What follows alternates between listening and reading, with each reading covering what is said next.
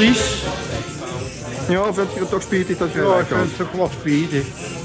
Ben je het hart om Oostfries zien vertrekken? Fatsoen heb ik gewoon niet gezien. Niet geloeren? Ik heb niet geloerd. Nee, durven loeren. Ja, luister, het is het einde, hè. Dus we moeten wel wachten hoe vertrek kunnen komen. Dat is een vraag, hè. Een goed vraagteken. Ja. En of we daar nog op dezelfde manier prettig door kunnen gaan. Hè. Hoe lang heb jij gezeten? Niet zo lang, 26 jaar. Oh, je komt pas zo Dat is kijken. wat pas, ik kom pas vloeren. En ik vind het wel het leukste, de meeste spullen wat ik en mijn collega's gemaakt hebben, die zijn het meeste verkocht geworden. Dat vond ik prachtig.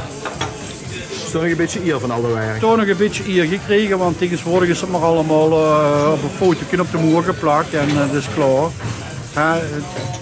Het decoratiewerk en zo gaat, ja, dat is allemaal droog. Hè. Dat is verleden tijd. Hè. En ergens, ja, moesten er gewoon een tijd aanpassen. Hè. En dan hield het aardberoep, dat hield op. Hè.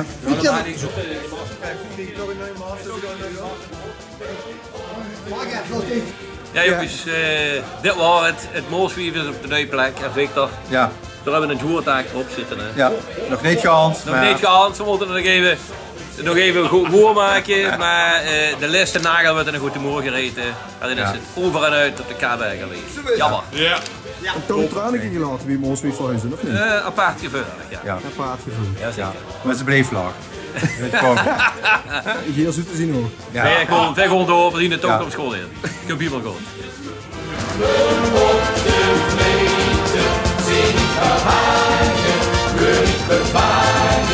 Ja, sie ist